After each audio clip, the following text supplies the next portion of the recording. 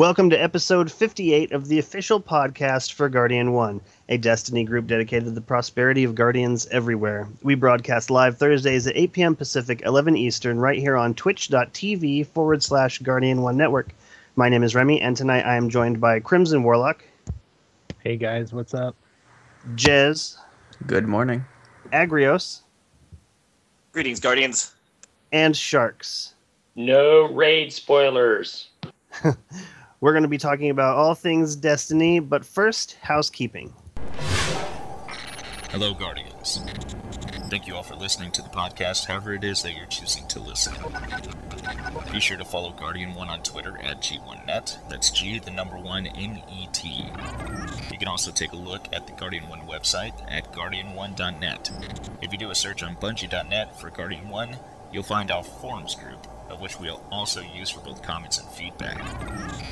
Once again, you can watch the show live at twitch.tv/Guardian1 Network every Thursday night at 11 p.m. Eastern, 8 p.m. Pacific.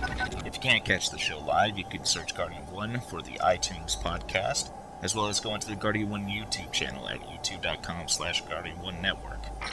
Guardian 1 is a proud member of the Guardian Radio Network, so be sure to check out their website at theguardiansofdestiny.com. There you'll find all of the different podcasts that's part of the network, including Aim Assist Gaming, TTL Party Chat, Robust Radio, Ghost and Echoes, as well as the flagship podcast Guardian Radio. Guardian Radio broadcasts every Monday night, 10:30 p.m. Eastern, 7:30 p.m. Pacific, on twitch.tv/Guardian Radio. You can also follow their Twitter account at Guardians of D and their YouTube channel, youtube.com/GuardiansofD. That's all I have for now. Moving on. Thank you very much, Hollow River. I love that clip. I love that clip. River did such a great job with that. There is so much to love about the current state of Destiny. I know that I love the current state of Destiny, and I know that there's so much good has gone into the Taken King and Destiny 2.0 overall. But I want to start this conversation by saying I'm really pissed off at Bungie right now. Super pissed off at Bungie. First because they changed the way some of these weapons that they were going to put into the locker anyways. They said, okay, none of these weapons are coming over. You're going to have to start all over. But hey, why don't we change the way some of these work? And that's changed the value of some of these. Like I know I have a Shadow Price that has had its balance bonus cut in half. And that upsets me, but it really upset my good friend Agrios. Secondly, they altered the visuals on several pieces of gear for no real reason as far as I can see. And this has also upset Agrios. I mentioned way Agrios. more than the weapons. Like I was depressed and like saddened at what they did to the year one weapons, how they modified them and how they've chosen to go on with that. But when I went and looked at my favorite vanilla gear, I was mortified. I was horrified. Right, and so I bring up Agrios because he is one of my fire team. When I think Destiny, I think Agrios, I think Sharks. Like this is the team that I know I will get stuff done in, no matter what, every day, all day long. I feel invincible when I'm with these guys. And so when Bungie did these things, it really frustrated me because you're messing with my game. You're messing with my time playing Destiny. You're messing with my fire team. Ain't going to find another Agrios. Agrios is the only Agrios. But then they had the nuts to go out and drop this 3 of coins into the community where Agrios now has every exotic except for like 4. Or is that right, Agrios? How many more do you need for year 2 to be done within the first 2 weeks? Ooh. Okay, now I'm only talking about weapons here. There are still many pieces of armor I'm missing, but I have all but one of the new year 2 exotics that are obtainable randomly in the game. Okay, and this you've just given Agrios, one of my 3 fire team, the reason he doesn't have to play as much anymore. If he doesn't want to go out and get something, he's almost done with all of his year 2 exotics. Why you do this to me, Bungie? Why you do this to me? Like I didn't want to go out there and get all those exotics because I enjoy picking them up. I enjoy when I get them to think, oh, I'd rather think, man, I didn't have this, how sweet, instead of, oh, I already had this, I got ripped off. Like when 2.0 first came out, or when TTK first came out, I got the Monte Carlo. I said to myself, yay, because I did not have that previously. But although it was available this whole time. What's that, Agrios? I said you were quite excited getting it, I recall. Yeah, super excited. Super excited. And then Bungie drops this 3 of coins, and now, I mean, why wouldn't you go and do this? They've given you this it's like a dam, right? They're holding back these guardians, and every now and then one of them slips through and gets what they want out of an activity. What this did is it opened it up to anybody who was willing to grind those coins out, who already had a bunch of strange coins, and now you don't really have a reason to play. So I just want to say this right now. I want to talk about this right in front of everybody who's listening right now. Do I need to go find a new news guy for the Guardian 1 podcast? No, not yet. Although Bungie seriously pissed me off with this last set of updates. Well, I can get into that in a minute, but that's a whole nother story. As far as my playing goes, I'm still going to be playing a lot of Destiny, and here's why. Some people don't have a lot of other obligations and don't have the time that I have to put into Destiny. I'm fortunate enough to not have to travel far for work and do most of what I do from home and such, so I have a lot of time that I can squeeze into Destiny. Someone like me tries to collect and complete everything. Okay? And even the things you're not really supposed to collect, which gets me in trouble with vault space and things like that. So what letting me get some of these things does for me is it allows me to dedicate more time to other even grindier aspects of the game that mean even less in the long run, or mean even less to like what your abilities as a guardian or your power levels or things like that. It's for things like side grades. Now the exotic armors all have randomized perks and different intellect, strength, discipline boosts. All the different exotic chess pieces all come with different elemental leans, like they're either arc based, solar based, or void based. And getting multiple ones of your, say you have it, there's one exotic chess piece you're partial to. Well, you're going to want to potentially, if you play a lot of Destiny, you're going to want to get an arc version, a solar version, and a void version of that so that you can always wear your favorite exotic chess piece in whatever Nightfall happens to come along. So with all these new options that open up, there's a lot more side grades. For instance, there's some armor pieces. I have like 4 copies of an exotic armor of the same kind right now because they're also vastly different that I don't even know which one the ones I want to keep yet. So the weapons, yeah, there's only one version of each weapon. Those weapons don't differentiate. So once you got the weapons, you got the weapons. But the armor is a whole nother ballgame. Okay. And the legendaries, too, in this one, being that you cannot re-roll the new legendaries, those are a huge grind to get the perfect auto rifle for you. Like, if this is the auto rifle I want the base stats on, but I want these 2 perks, the odds of you even getting that, even if you play a ridiculous amount, are actually exceptionally slim. So what this has done is I think it facilitates people like me with the time to put in, time to just put it into other aspects that require a lot of grinding. I see. Well, I have to say that I like your answer. Not yet. I'll take not yet. Let me know when that gets closer to probably. And what's that? It'll happen one day after an update where Bungie pisses me off. Like if they keep going down the road they're going. Okay, let's get into a little bit of my anger with Bungie here is, why in the world are you going to make a game and give me the best weapons up front and continually make all the weapons and armor and stuff worse and worse as time goes on? That's right. My biggest problem with what they're doing in the systems that they are using right now. And if it continues like with that pattern into the future with making me disappointed that I collected certain things or stuff like that, that doesn't provide for a satisfying experience for me. So these are the detractors. Your stability is gone. You put in X amount of time and you've built a collection, and now they're going into your collection and they're swapping shit around, and it's not good. It's not good for business. Like, why did you change the color of Nergal Savant 3? Why did you change the color of Cloak of the Exodus? Like, why did you do this? There was no explanation. There wasn't even a note. Yeah, it makes no realistic sense either. Like, it makes no sort of real. I understand it. This is a fantasy world and suspension of belief type stuff fills in, but this is like super unrealistic. Like, these are clothes in my closet that just magically change color one day. Right. You know what I mean? Space magic. What do you expect? Right. Yeah. Okay, so this brings me to my fourth point. Why I'm upset at Bungie right now is because now I'm super far behind my grindier friends. Like, you purchased. I said to you, I will recount this for the people listening. Agrios said on our chat, like, "Hey, did you see the exploit? Did you see this exotic farming?" And I said, "Yes." How many coins should I get?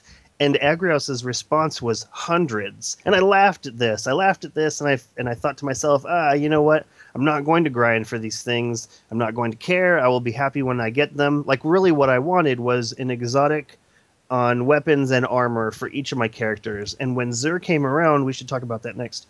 When Zur came around, I was able to do this. I was able to pick up armor, one piece of armor. I was just happy with that. It didn't really matter what.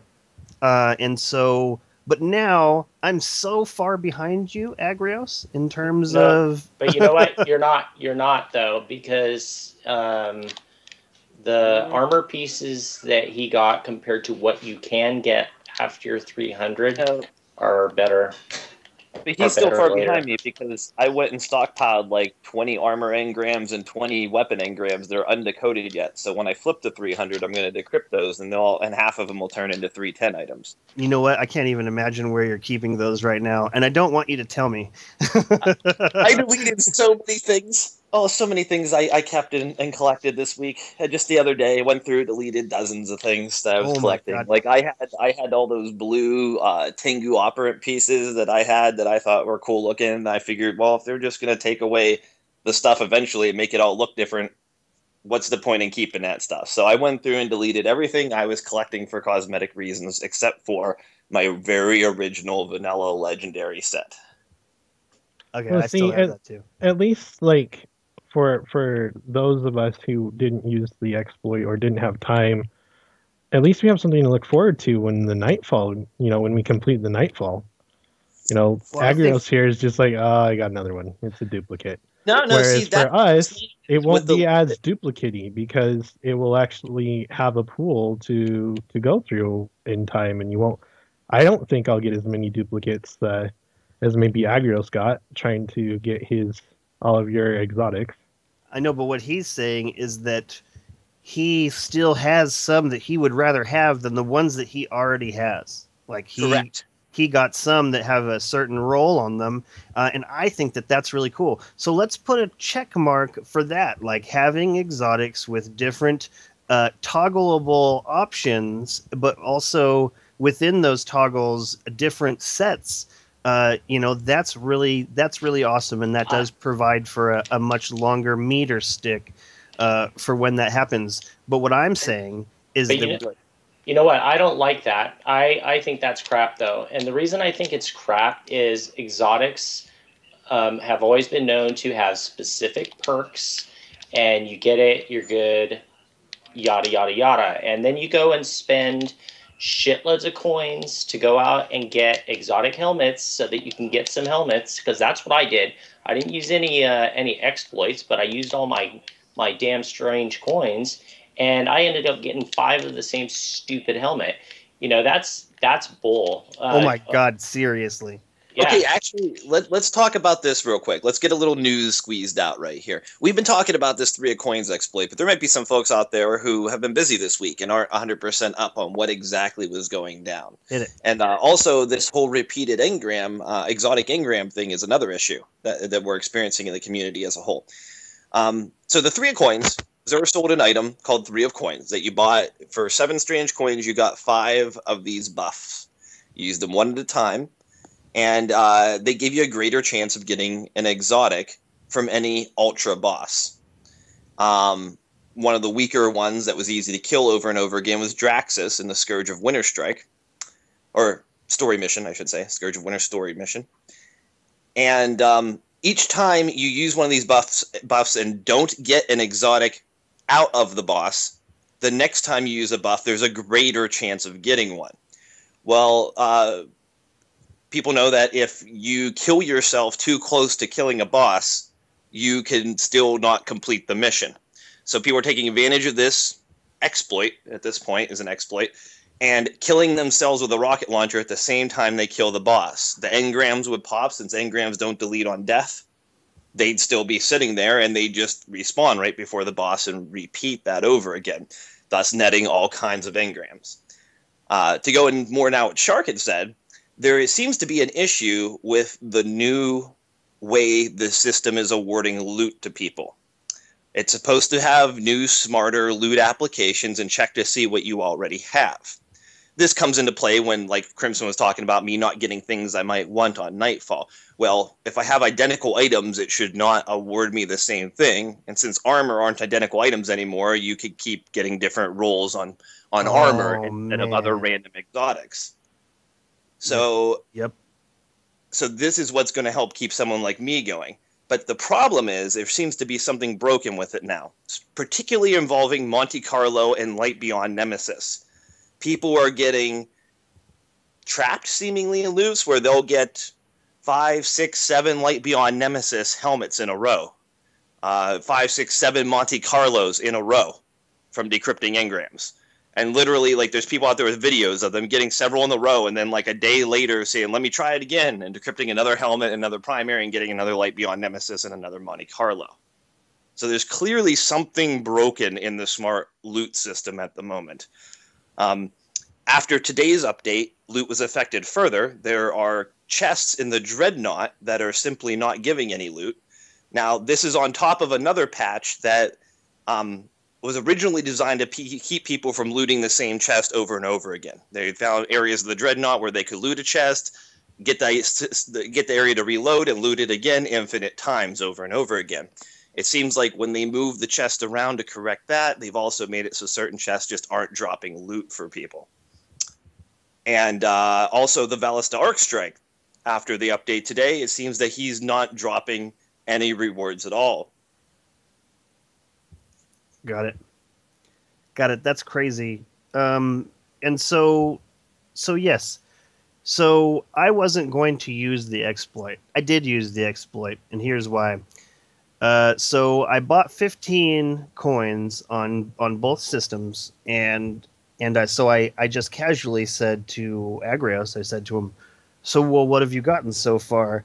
And this is the message I get back. He says, Year 2, no backup plans, Ruin Wings, Titan, Crest of the Alpha Lupi, Obsidian Mine, Light Beyond Nemesis, The Stag, Insurmountable Skull Floor, Impossible Machines, Claws of Alhamkar, Alchemist, Raiment, Heart of the Praxic Fire, Void Fang Vestments, Starfire Protocol, Invective, Last Word, Monte Carlo, Jade Rabbit, Hereafter, and Fourth Horseman. And right this second, I was like, holy crap. I need to do this.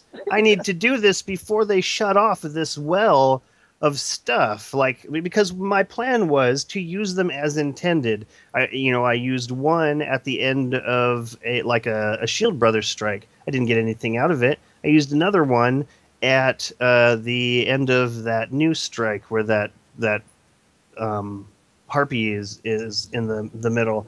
And so I said to myself, I have to do this. I have to do this right now, or else I'm not going to get the same money's worth as people like Agrios. And so I went and did it, and I got some cool stuff. The coolest being probably the Telesto on the Xbox. That is fun. And the Fourth Horseman on PlayStation. So at least I had a 290 special on both, so I could focus my legendaries on primary and heavy. But then I really felt like dumb for just not buying hundreds and just not going and doing this. But so that's where a lot of my animosity towards what's going on there fades, because there's There's a lot of stuff that's going on that's really awesome. I just want to talk about Zur real quick. Tonight's Zur's day, and so we will be seeing what he has. They were a little bit cryptic last week, talking about maybe you'll be sad that you spent all those coins when you see what we have next week or something along these lines. Does anyone recall exactly what that was that they said? I don't recall exactly, but I don't think they specifically said you'll be sad next week. I think it implied you may be sad that you spent them so early on in the Taken King. I think the phrasing they used was, the 9 are happy that you used your coins last week. Okay, yeah. That last week were so early or early on or something. But so let's just go down the list and see what people got, because I was really happy with Zur last week. But before he left, like I said, Agrios had already smelled blood in the water. Like, I think that we should rename Agrios Sharks, and Sharks, you have to pick a different name because Agrios. Excuse me, but I always get my stuff legit, as far as like going and doing nightfalls and stuff like that. So going and farming for it's totally different story. It was a good time. It was a good time. So imagine, Sharks, instead of just putting in your coin and pulling the lever and finding out if you won. Or no, that's what it was. That's what it was like. You put in your coin, you pulled the lever and found out if you won, and then you just did it again. I totally understand why the loot cave was such a big deal. I didn't have the patience to just sit there and do it. I mean, you still had to snipe him down and then rocket him and you at the same time. There's still a level of difficulty involved. But then, you have to go through half an hour's worth of people fiddle farting around in a strike. But so for Zur's Day, I got absolutely everything that I wanted. And what was crazy is I sat down, Velvet was sitting right next to me, and I said, okay, here I want the Tycho knot. And then I did the helmet engram, and it came out. And so I did the same thing with my hunter. I really wanted the knucklehead radar, and so I did it. I said I want the knucklehead radar, and pulled it, and it came out. So every single character, I got exactly what I wanted, except for my Titan on the PlayStation. The very last character that I did, I ended up getting like 6 obsidian mines, and just this was on my Titan. Every other character within the first or second engram that I did, I got exactly what I wanted. And then this last one, I spent over 200 coins just trying to get that Tycho knot. Although I think I would have been happy with like one of the staples, some kind of Helm of Saint 14 or some kind of the helmet inmost light. The helmet engrams and stuff are only going to provide you year 2 exotics. Helm of Saint 14 didn't carry over, did it? It did. Oh, it did? It did. Hell yeah, it did. Oh, I thought that was one of the ones getting left behind. My bad. Okay, so I got absolutely everything I wanted except for my Titan on the PlayStation. Sharks, did you spin the wheel and did you get everything that you were looking for? What I was looking for was a helmet for each character, and yeah, I got that. So even though it cost me a lot, and I got a lot of nothing that I didn't need. It was worth it, except for that I completely screwed up because I was so pissed off with getting so many of the same helmet. I went and deleted all those extras, and then I thought afterwards, crap, those are 190. I could use those for upgrading stuff, but right, they were 290. I mean, 290, yeah, 290, and yeah, but it doesn't matter now because now I'm way past that on all my characters anyway. So that's right. I took to Twitter and felt like an idiot from Twitter. Seer Prophet was like, "Oh, you can use those other helmets to upgrade your current helmets." And I said, "No!" Because not only did I get 6 of those obsidian mine, but I just deleted them. I just kept the best one for my warlock, and seriously, so I felt double stupid I unfortunately deleted way too many as well, because as you know, I was away last weekend and I was trying to crunch to get in a raid. Well, when I found out about this exploit, it was Friday morning before the raid, so I was still trying to crunch to try to be ready at raid time in case others were ready to go too, and I was deleting them left and right as well, because I didn't even have time to think about I didn't have time to explain, why I didn't have time to explain. The helmets are like, no, we're still useful. And you're like, shut up, helmet. So what about you, Agrios? Did Zur even matter to you, or did every single thing that you got would be so much better than what he was selling? Well, of course Zur mattered to me. He's where I bought my 400 or so odd 3 of coins. Oh my god, 400 strange or 400 3 of coins. That's crazy. That's crazy. Yeah, so I didn't buy a single thing from Zur other than heavy ammo synths and 3 of coins, and I got quite an array of things. I mean, I could list them if you wanted me to, but I'd go on for a minute. Yeah, I'm not really interested in that. Just make me feel bad. Jez, what about you? Did you get anything from Zur last week? Yeah, kinda. I did the helmet engram because I really wanted Graviton Forfeit, and I got that. And I really wanted other things like Jade Rabbit, so I bought some 3 of coins for that.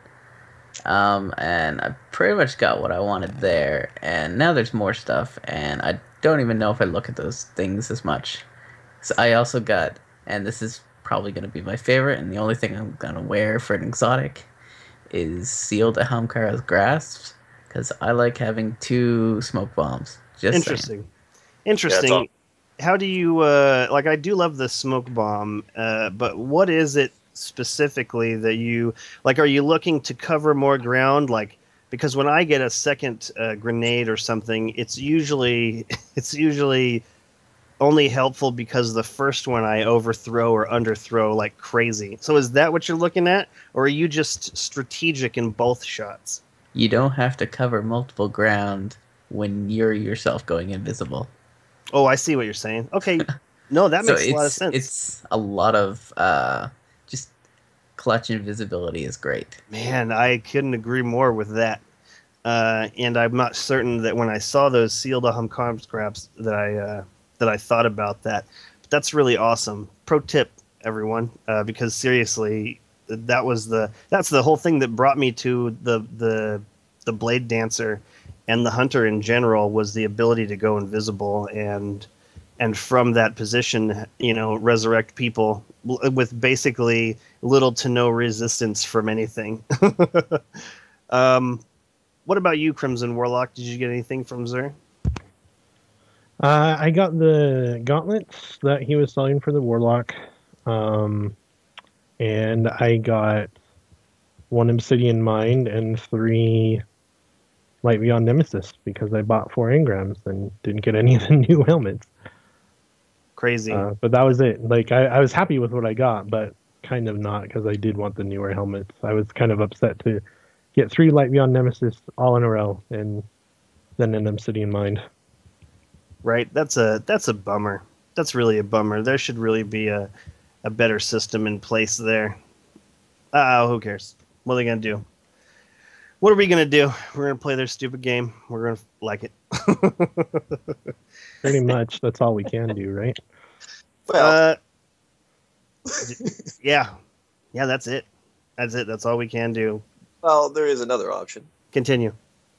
I don't like your option, Agrios. I like my option, and my option is going to happen, whether, no matter how good or bad Destiny does, but, got to play some Fallout 4 at some point. Yeah, I'm really looking forward to Fallout 4 too. That's going to be a really cool game. There's going to be a lot of cool stuff to do. And I mean, I'm not even done with Fallout 3. I got quite a ways in, and then the level stopped dinging, and then every time I killed an enemy, that register sound stopped. And just like Pavlov predicted, I stopped playing. Once I was unable to raise my level anymore, once they took away that sweet sound of accomplishment, I stopped playing, and then they tacked on another 10 levels, and I played for a little bit, but by that point, I was already too far gone. But I still put in a bunch of hours. Definitely not as much as I've put into Destiny. So I can't even imagine what this next generation. This is next generation only. Yes, Agrios? Yes. Yeah, so they're not even messing around with the limitations of last gen at all. So I can't even imagine. I broke my Fallout 3 game because I collected too much neat stuff.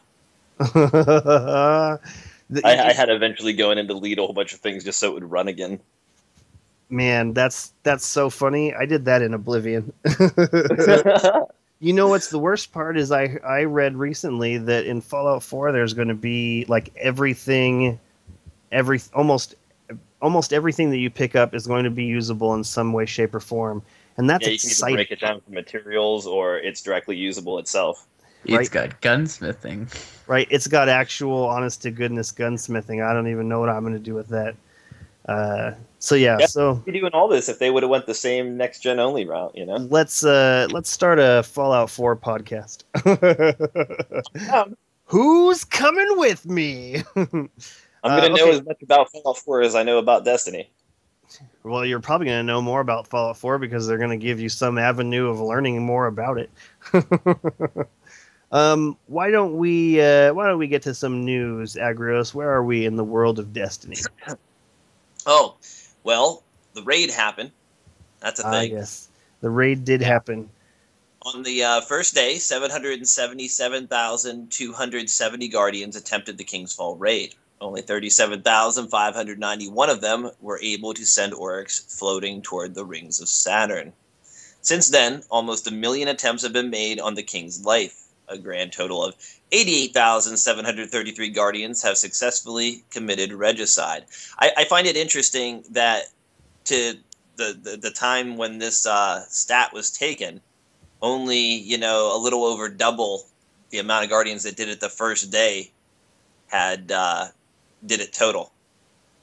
So since that first day of the raid, only a little over the same amount have completed it since then again. Interesting. That is very interesting. The world first was achieved after more than 7 hours. A team consisting of streamers and Guardians known as Gathalion, T-Rex, Professor Broman, Falling Cow, Rebel Eyes, and Coriana, not sure how to say it exactly, were the first to complete the new raid. They also listed in the update the top 9 runners up after them. I was super psyched to see a group of hardcore Destiny fans from the community be the first to take it down. Agreed. I think it's interesting that it's people that quite a few of us already know about. Like I had the good fortune of meeting most of them at the Destiny Con in Tampa. That's awesome. And now they're world firsts. That's really cool. I'm so jealous. I haven't even stepped foot in the raid yet, and as far as I can tell, I'm still not even ready. Like I'm still not even I'm at like 284 or something like this. You're ready, and if you're not, I'll carry you. Just come on, let's go. You're definitely ready. Once you're over 280 something, you're ready to dip in. I do have to say, from my experience in the raid, that 290, if you're not 290, there's a significant DPS difference, even on the first boss. Correct. You got to think about it like going into Crota as 33s instead of 34s. When you go in as 290, you're a 34. When you go in as 280 something, you're a 33. Like to equate it to something that you're familiar with. You remember how hard it was to take down Crota hard mode as just a 33? Well, that's what it's going to be like going into the raid as a 280, just to put it roughly, So the raid is 290 then. Correct. Yeah, I don't know. So going in at 290 would be like going on level, whereas like when you did Crota hard mode the first time, you went in as a 33, one level behind, while going in as to the raid as a 280 something would be like going into Crota hard as a 33. Remember how much harder it was? Well, that's the idea. You know what? I don't think you're right on that. I think that it's one level behind at 290. What do you mean? Am I wrong about that? Yeah, I'm pretty sure because yeah, I don't think you're going in on par with them at 290. I think you're going in one level under at 290. Yeah, I was just thinking that when you went into Crota, it was a level 34, and you fought level 35s, and you went in at the 33. Whereas in this case, you're going in at 290 light. You're fighting level 42 things with like 300 light or whatever, and if you go in at 280, you're one level behind. Okay, that makes sense too. Yeah, I don't know. Sharks, have you done the raid yet? No, I'm waiting for you. Agrios, have you done the raid yet? Same answer as Sharks. Jez, have you done the raid yet? Yeah. Is it fun? Yeah. Was it what you were expecting? In parts, yes, and a lot of parts, no. How long is it? Longer than Vault of Glass. Longer than Vault of Glass? Depending. Crimson Warlock, have you done the raid yet? I got last night to the War Priest, the first boss, and we weren't able to down the first boss. But what I've done level that were first you bit.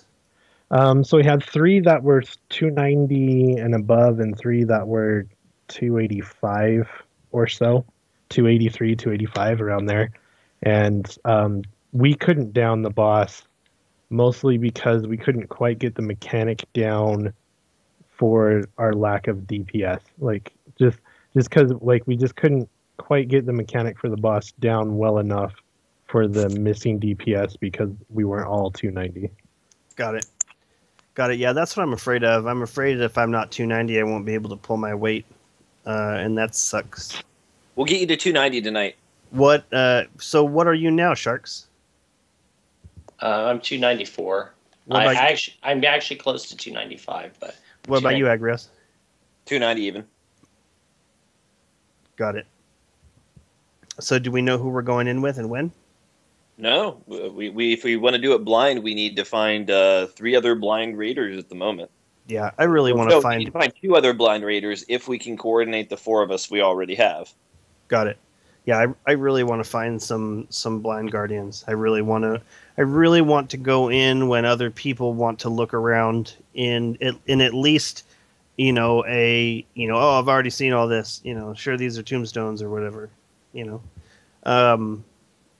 I would like to put out a call to Bungie. I would really like the very next thing that we do to have some kind of real beauty to it. Like the Dreadnought is amazing and it's beautiful in its own way, but man, it's crazy. Like I almost feel like it's some kind of insane asylum. Like the way all of the walls are and the way everything is. I'm really looking forward to I feel like the Vex have some kind of gigantic citadel. Like when I think about what the Vex homeworld would look like, it'd look like a cross between Rome and Cybertron. Like giant columns, like some kind of, a real quality to it. Kind of a yeah, I don't know. But that's where I'd like to go next. Next time you want to open up a chunk of land for us to explore like that, I'm really looking forward to that. Rome and Cybertron. The Vex should be there. I think what were they rumored to be? Were they the 4th DLC or the 3rd DLC? Because the next 2 DLCs, according to the original leaked slideshow and stuff, one should be Cabal based and one should be Vex based. So you're gonna get your wish at some point there. Yeah, I can't wait to see it because this is gorgeous and it's so well realized. Like even on the Xbox 360, a console that should be well on its way to being taken out back and shot, and it looks amazing. It feels amazing on the 360. So I mean, I can understand why they kept it. It's because while you're playing the game, it works great on last gen. It's only when you get to the nitty gritty. And I'm almost 100% positive that the holding the right trigger to compare weapons in your inventory is back now. I'm pretty certain that I went to try it out, but now that I'm thinking about it, who knows? Last night was the first night I went to bed before 5 o'clock in the morning in so long. So it's, I don't know. I want in. I want into the raid really badly. I'm ready to play. And you know what I'm ready to get to? I'm ready to get to the point where we're going in and harvesting these things. Somebody joined our party the other night and was like, "Oh, I was just watching Dato and his group, and they've really got it. They've really got it into like a farming mode now. Like they understand, and so they're making it very specific, and they're going in, and everyone's getting this sweet loot. And I feel like I'm just being left behind. Agrios has 1 million exotics. You know what? You know what really made me horrified about all this is that Arc primary exotic that you got. Right that second, I was like, "Oh man, I should have bought 200 of those frickin' coins just in the hopes that that's what I got, because that's what I want. That thing looks gorgeous, and I want to shoot enemies through that." Is that awesome? Is it a fun gun to play with? Agrios? Oh, sorry. Yes. Yes, it is. Yeah, I guess I could have just imagined that it was. Yes, yes, it was. It's really good for the taking scions. Is there was a pulse rifle at the Crucible Vanguard that had the bonus bubble does bonus damage to taken enemies. Is that still being sold in the tower? The what does the what now? There is a primary weapon at the Crucible Vanguard that does bonus damage to the taken. Yes. That's still in the tower? I believe you're referring to the second auto rifle listed, the Questing Beast, maybe it's called, or something? Oh, yeah, I think it is the Questing Beast. I thought it was a pulse rifle, though. It's an auto rifle? Yes. If I'm not mistaken. I'm just going off memory, but... I'm just going to look it up right now. Vanguard Quartermaster, show me your wares. Oh, it is. Questing Beast is an auto rifle. Oh, and it's got really awesome stats. There are like other that things. profile. There are other things that have various different types of burns. It seems they've carried over the whole like burn principle from the House of Wolves. They've added new things to the mix. There's Cabal burns. There's burns for every species now. And if you look through all the weapons, you'll find quite a variety of different burns salted throughout there. I believe I got a pretty sweet scout rifle. It dropped from Ballista Arc last night for me. It's one of his exclusive drops. I don't know if you're aware, but there's legendary drops. They're exclusively tied to certain bosses at this point. So it's called something from the stars or something like that, and it has the extra bonus damage to taken enemies on it. I think it's going to end up being my primary for the first time I go in the raid. You know what? I don't want to contact Dato and be like, "Hey, man, do some numbers, do some math class on this weapon." But that's only because he's had very little sleep. Like this poor guy is just making video after video. Like I feel like he has just chained himself to his video making device and has done nothing but made videos since. Like I'll see. I already have the first of his like raid tutorial videos bookmarked for after I do the raid blind initially as a go-to to get it down pat after that run. Yep. I can't wait to see what he says about it. A lot of people on Twitter talking about it's the true successor to the Vault of Glass, and I don't know. I can't wait to see what that means in actuality. But continuing. So the next question. So what now? They say that Destiny Year 2 has more in store for you than the Taken King, and Oryx still has more tricks secreted away up his sleeves and aboard his fortress. There are rewards we have yet to reveal and that you have yet to earn. One or two of them were discovered by you this week. He, of course, is referring to Black Spindle, which popped up as a secret alternate version of the daily story mission yesterday. At a certain point, you got to the room that the Tanic Strike diverted through in the beginning. And if you went to the right area, you get a little message from your ghost about a fallen communication being intercepted. And if at that point you proceed along the mode of the Tannic Strike, you could get a special objective to defeat certain taken bosses in a certain amount of time. It was very tough. Most people declaring, if you're under 300, it was not likely to get done. And it awarded the newest version of the Black Hammer, an exotic sniper rifle called Black Spindle. The Blacker Hammer.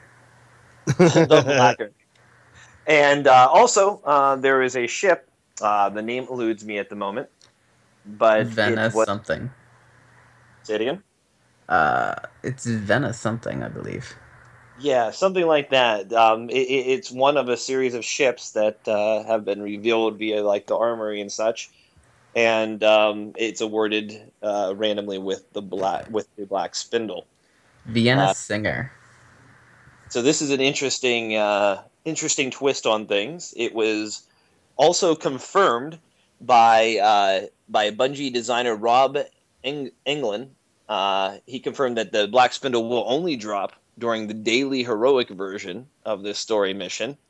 But to everybody who wasn't able to make it yesterday, he also said that it will be in high. It'll be a high count in the rotation, so it won't be long before we see it again. Now, the Black Spindles that people were awarded yesterday were dropping at 310. You can earn a 310 Black Spindle on each of your 3 characters if you were prepared to do so. And once you've already obtained it, blueprints purchased with 1 exotic shard and 2,500 glimmer are yielding a 300 Black Spindle. This is all useful for upgrading and fusing other gear. Now, Bungie has made it aware that this was unintentional, that the Black Spindle should have been dropping at 290. Likely this will also change with the blueprint drops when they correct this. But any gear infused with the ones that are already in existence are not going to be altered. This leads to people trying to figure out ways to keep their 310 Black Spindles intact, such as taking one and infusing something into it to make it an infused item instead of an original version item in the hopes that it won't be lowered. Ooh, I wonder if that worked. Well, it hasn't actually been lowered yet. So right now, the part is if everybody who's able to earn one of these yesterdays has an infinite supply of level 300 weapons to infuse their weapons up to 300 with. All they need is exotic shards and glimmer. Crazy. Did you get one, Agrios? No, unfortunately, my highest character is only just now at 290 light, so it would have been a tough battle for me unless I had 2 other like 300s with me, and I wasn't even able to sign on yesterday until about an hour before changeover, because I had a day out with my girlfriend and such, so I missed out entirely. Interesting. Sharks, did you get it? No. After I don't know how many attempts we did, our fire team did not get it, and our fire team was kind of pissed off too. But it's just so frustrating because you need that extra DPS score. We actually killed him. What were your light levels? I was 293. And then there was a 290 and a 291. Jez, how many did you get?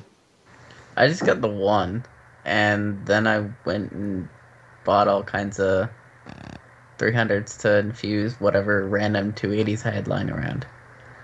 Interesting.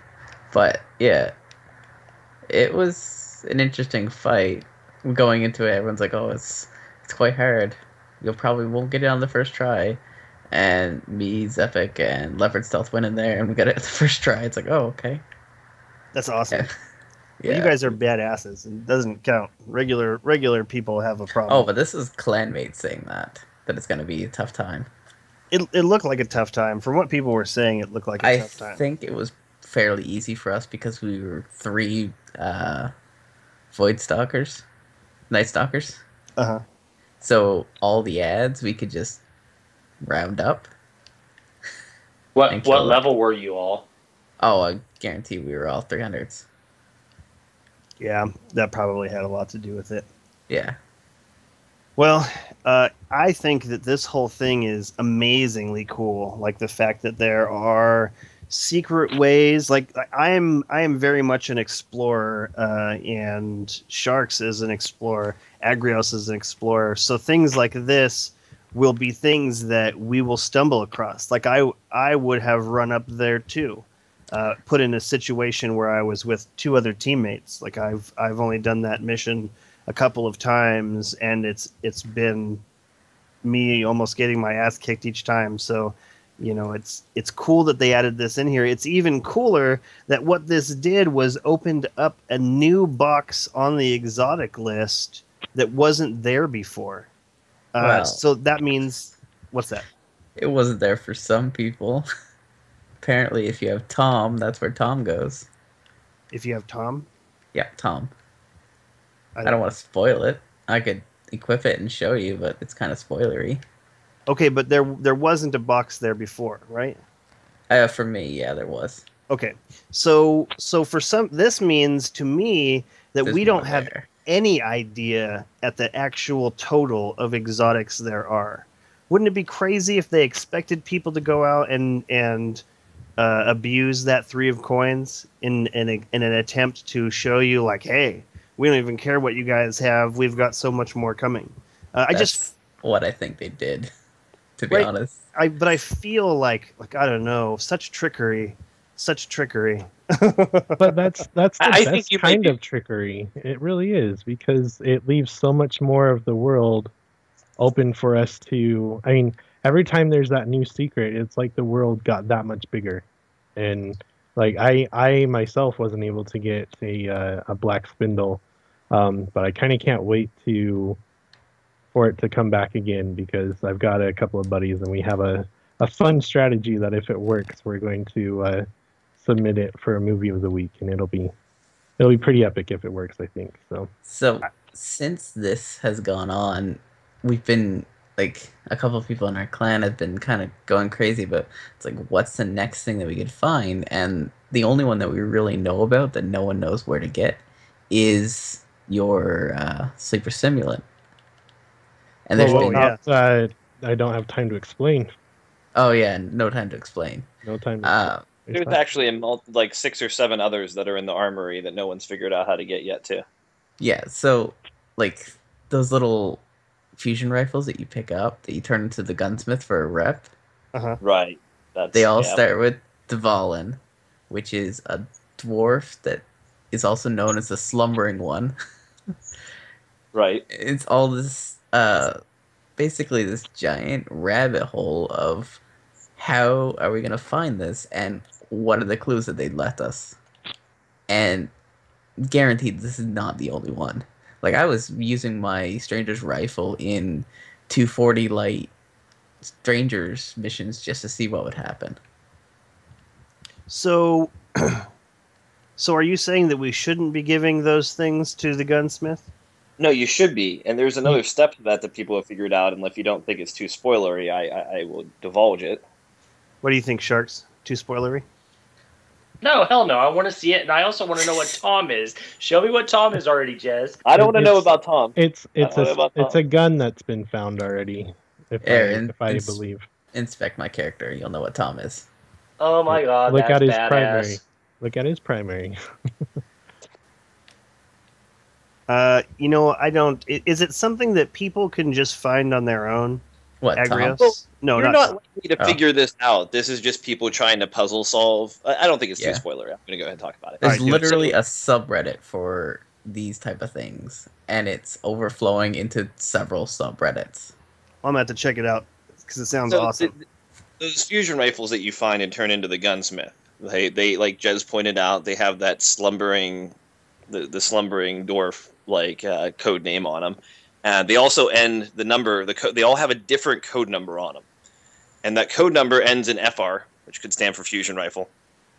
Then the number code itself, if you it ends in 001 and 002 and 003, and there seems to be some sort of pattern with what level you are with the gunsmith and what ones you find in the wild and some stuff like that. I see. That's pretty awesome. I've been taking pictures of the ones that I've gotten and putting through because it seems like I almost feel like when I go there and take it to him, he says, "Oh, this, don't worry about this." Well, that's what he says at the start. It's like, oh, I kind of remember this, and then later it just gets more and more like you're unlocking his memory. Yeah, each fusion rifle you give him, he says something new and different too. Got it. Got it. The biggest hint lately, like the last one that you put in, like FR004, it says something like, "Oh, that's a weird beacon. Kind of sounds like music." Oh yeah. And the best hint that we can think of is Rasputin, because of all the symbols are all the same. But yeah, I was just gonna say the sleeper stimulant has the Rasputin symbol on one of the notes. And oh, stuff, right? not only that, but when you first go in there, there's music playing. Exactly, in the Omnigul Strike. Yeah. Or one of the Omnigul missions, you do the Warmind. So we're just waiting for when, say, we're just waiting for the Promethean Code mission to become the daily, and then go exploring then. Interesting. That's awesome. That's really awesome. I like all of this. All of this is really great stuff. There's also a lot of other interesting details since we're talking about secrets and things. Many of the computer screens found throughout the Cosmodrome and such all have an intelligible like garble on them. But in like the mine and such, they found a series of computer screens that actually have legitimate code sections that have different things and seem to lead towards some sort of puzzle. Like they're those little binary lists that have like ghost symbols taken out of it, like looks like a ghost that's just asterisks. If you decode it, it turns into like who, what, when, where, why, how, who, what, when, where, why, how. It's like they actually took the time to make it make sense for some reason. So people think that that's leading towards something kind of like a lot of people aren't aware, but the Black Spindle mission. The rune that so far the people have broken down all of the Crota weapons, and right off the bat we found out that the Black Hammer, when someone broke it down, gave him a special rune. Well, that rune actually is a map of like how to find the secret mission in the daily. Is it? Yeah, like there's 2 dots on it representing the 2 orbs that you're supposed to use to unlock the door to proceed through the story mission. And it shows a clear alternate path going up the direction that you need to go for the secret Taniks mission. Oh man, that's awesome. So the map of how to find the Black Spindle. Not to mention, when you scan those runes somewhere else, some of them say haste. Hey, you gotta go fast. And if you don't go fast enough, you don't get the special side mission thing. And right. Jewel, which stands for the relics you have to put in for the door locks. So it's an actual like map to what you should do. Just someone stumbled onto it by accident before someone knew that there was a map for it. Crazy. It's amazing. That's awesome. That is amazing. Yeah, this is the stuff I wish we had in year 1, but I'm glad we have it in year 2. Agreed. There's a lot of stuff that I wish we had in year 1 that we now have in year 2, but I'm happy with it now. It just means year 3 is going to be even better. True. Right. Same thing with year 4 and year 5 and year 6. I'm looking forward to year 6 because it wasn't until Halo's 6th year that the Forge came out. So, I mean, I don't really want to wait 6 years for it. I think I'd much rather go to school for some kind of video game programming deal and then go work at Bungie and then have access to those tools. I don't want to wait for the consumer tools. I got to create, man. But moving on. So earlier today, the Destiny update 2.0.0.4 went live. Without warning, prelude, preview, or fanfare, it has been delivered to your console, they said. We knew, based upon the 3 of Coins shenanigans we talked about earlier and such, that there was going to be a stealth update at some point. They weren't going to give anybody any warning, and here it was, along with the weekly update this evening. For general issues, they fixed an issue where the year 1 moments of triumphs in which the golden chest node completions were disappearing after TTK release. So they fixed an issue for some people who didn't get their moment of triumph yet, because it said all of a sudden out of nowhere that they hadn't collected all the golden chests. I don't personally know anybody who was actually affected by this issue, but I would be very concerned had TTK launched and I didn't have a moment of triumph and all my friends did. So I'm glad. Didn't this happen to Turks? Oh, did it? Yeah, I think Turks was having problems with one of his chests not showing up. He couldn't find one. He went over and over and over again. So he kind of gave up in the end because he was like he had done everything else but that. It's funny because Leopard's wife was having issues finding one of the chests, like literally following a guide and couldn't find the chest. And just by logging in from a different location, I could find it. So I got that for like the night before the expansion launched. Crazy. That's crazy. You're a good guy, Jez. I was doing a podcast at the time too, so it's kind of crazy. What podcast are you on? It was Remy's podcast. Oh. Outstanding. That's even better. That's super stealth. The other Remy, obviously. Yeah. Moving on? Moving on. So for quests, they fixed an issue where players who reached level 40 before turning in the reach level 30 objective did not properly receive the level 40 quest. They also fixed an issue where the quest high-value targets did not correctly reward legendary marks upon completion. For strikes, they fixed an issue where Year 1 strikes were not dropping uncommon and rare quality gear as intended. And in the world, some treasure chests in the Dreadnought are now in a location that only allow them to be looted once per spawn. I mentioned this earlier as a side note. The hotfix this morning also caused some Dreadnought chests to not award any loot, despite being not opened before. Got it. In the inventory, dismantling leveled up exotics now have a reduced chance to produce 2 exotic shards. This seems like an odd fix to me. Because I didn't think there was a problem producing too many exotic shards before, and also, who even needs exotic shards? I don't know. Like, is that really something that needs controlled? Do they have a future intended use for exotic shards is my question based upon this. You know, the only time I've ever seen 2 exotic shards is when I've had all of the experience bubbles filled in. Like, not purchased, but all of the experience bubbles. Right. That's the only time I've ever seen 2 shards drop out of one thing. But you know what? The community, the world at large is very good at finding different takeaways, different things to do that you're not supposed to. So maybe somebody figured out a way of endlessly replicating 2 shards out of one thing. Because, I don't know, it occurred to me that when you got all of those, like right now, I found 1 Telesto.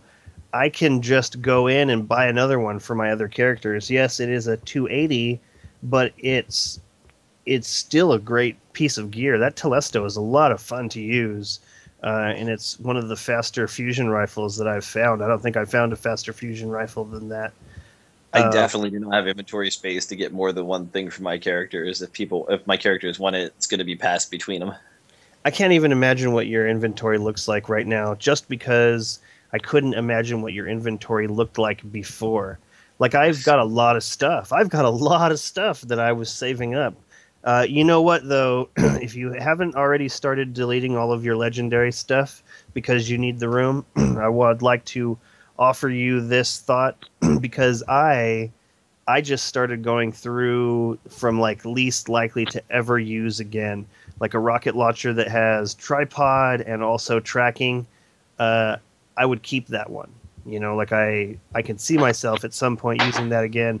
But if you didn't have a good set of stats, I've just started deleting things. And then I got the quest from the gunsmith where he's like, oh, hey, why don't you go break down some rare or legendary sniper rifles and come back to me. And so I started taking apart Taken King stuff, and I thought, you know what? I'm just going to try one of these legendary snipers that I'm just about ready to get done with, and it gave me 5 slots charged just from the one legendary, and that's huge.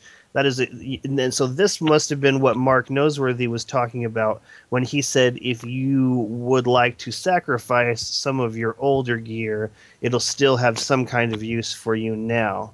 And as easy as it is to collect, 10 of any of those things it's asking for, I was already going to delete some of those things. So definitely something for you at home to think about if you haven't already done that. So I had to step away. Did you stumble upon the reason why they lowered the chance? Lowered the chance. Oh no, what was it? Likely that you could pick up a weapon for 1 shard, level it up, get 2 shards. Oh, just multiply your shards now since you have so basically you'd be blueprints. You'd be buying a shard for 250 XP, 250,000. Jeez, 2,500 glimmer. I was getting there sometime. 2,500 glimmer and some time. I guess I can see that. But that almost seems like it's... motes of light, because it only takes 15 to level up an exotic. Yeah, but who cares? I'm sitting on so many exotic shards. It's unbelievable. It's like, wait, why? What's the point? Wait, did you just say it only takes 15 motes of light to level up an exotic piece of gear? Yeah. When you eat a mote of light, it levels up everything you're wearing. And it only takes 15 to level up a full exotic? Just a weapon. Armor's a lot more. Oh, yeah. Okay. Man, that's crazy to know. Thank you for that. Yeah, that's a lot of the times during the raid you'd get something new and then you would eat a whole bunch of motes of light just to level it up, and then you'd have all your perks back and you won't have to worry about missing a beat. Pro tip, all of you Guardian 1 listeners. Pro tip brought to you by Jez and most likely math class. Is that a math class thing? I thought it was a normal thing. I had no idea. I had no idea about eating motes of light. I knew they gave you experience, but 15 for an exotic, that seems cheap. I've got 400 motes of light, and I've just been sitting on them. Yeah, it's less if you have a cape or a mark or whatever that does increase upgrade rate for whatever. Oh man, that's right. Working a Red Bull thing. Yeah. All of that counts. So, Sharks, how many motes of light do you have? Hold on a second. I don't know. 600 or 700 here. Yeah, you have 600 or 700. I don't think I have that many motes of light. I've got 418, but I've used probably about 100 of them in the last 3 or 4 days. Yeah, I've used them like water. Crazy. I did not know that, and we'll be looking forward to that. We'll be looking forward to the raid. 1,300 and I have 1,300. That's awesome. That's Sweet. Awesome. I have 150. Crimson Warlock, how many do you have? Or you said 400. That's right. Yeah, just over 400.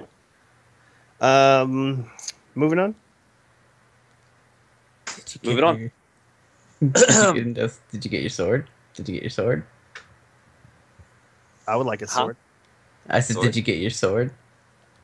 I have not yet. I haven't had time. Are you talking about just a regular ass sword, or are you talking about a special sword? Wow, those are your exotic swords. Yeah, I have not gotten any exotic swords. I need to kill guardians in the Crucible. Oh, yeah, that step sucks. Here's another pro tip. If you move all your swords to one character, you can only have to do it once. Oh, really? Yep. Awesome. Wait, say that again? I said if you move all your legendary swords to one character, you can skip that step. You'd only have to do it once. You only have to do the quest once if you have all 3 swords on one character. Yeah. That's awesome. Well, I'm gonna go get 2 more swords then. I mean, that's not the bad part. The bad part is the farming of the materials and the elemental kills from abilities. So you still have to worry about that bit. Yeah. But that's awesome that if I get my other 2 swords, I only have to do the quest once and I'll get all 3 of them. What is the step you're talking about, the Crucible step? There's a step that you have to kill 50 majors and 25 people in the Crucible. Yeah, but that's easy. Swords. With swords. With swords. Yeah, but that's super easy. All you have to do is go to the Dreadnought for the majors, and swords absolutely slaughter people in Crucible. Yeah, but it's still time consuming, and you can save all that time by putting it on all in one character. That's why you only have to do it once instead of 3 times. Man, so I one of those nights, it was the night when I realized I was not, no matter what I did, going to be ready for the raid. I said to myself, you know what I'm going to do, though, is I'm going to farm those Hadrian flakes or whatever they are so that I can get my sword, because I was really looking forward to getting a sword. And so I went to the Dreadnought and I started farming them, and I swore that what they were asking for was 25 of those flakes.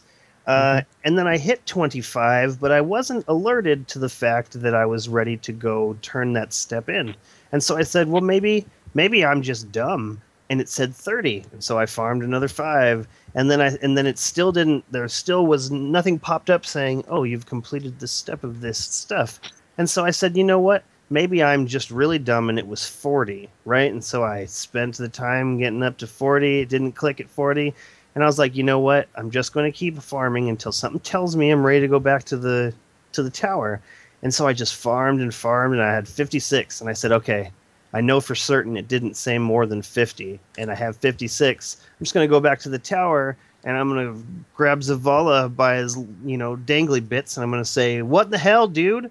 And so I got there, and, oh no, it was Shax. And Shax was like, you want the Crucible? I am the Crucible. And I said, shut up about the Crucible, dude. What about this sword? And he's like, oh, I'll take 25 of those. And I said, no, because Jesus, why? I spent twice as long out there trying to get those stupid flakes. But the bonus. I will say you're not going to regret farming those. Yeah? Nope. You won't. You'll be glad you have that many. Right? Well, Tom uses a lot of them. Com does? Tom? He uses 50 to make the weapon, and it costs 10 for each, or it costs 30 more to fully upgrade it. Crazy. Yeah. Crazy. Well, I mean, I could have been sleeping, or at least not farming right that second. I just wanted my sword. Moving on. So with the last thing on the hotfix was what we were talking about before, the 3 of Coins patch. 3 of Coins now provides a smaller increase in exotic engram drop chance when rapidly killing ultras. They went into a little bit more detail in the update. Each of them provides a smaller increase to exotic engram drop chance when used in rapid succession. When used with more time in between kills, for example on strike bosses, they remain as effective as before. So there's no change as to their effectiveness as they were before, as long as you're waiting enough time in between. Now, they haven't defined this amount of time, so no one knows exactly how quickly you can use them without detriment. This is a little bit of a downside to other people who were still kind of legitimately using them, in the fact that they would play the Shield Brothers boss, which ends with 2 ultras. They'd eat one before the battle, and as soon as they killed one of the brothers, they'd go eat another one so that they had an increased chance with the second brother as well, whereas they'll no longer be able to employ that strategy as well as the exploit. Crazy. I think I'm still going to buy some 3 of Coins this weekend, just because it was really nice watching an exotic drop. Like, I'd never seen that before. And I'm willing to just use it like it's meant to be, and I think that I'll be happy with that, especially if the drop rate is anywhere near what it was, because I feel like it was every 6 coins no less than every 6 coins, I got an exotic, and I think I got 3 exotics out of one set of 15 and 2 exotics out of the other set of 15. So I don't know. Continuing.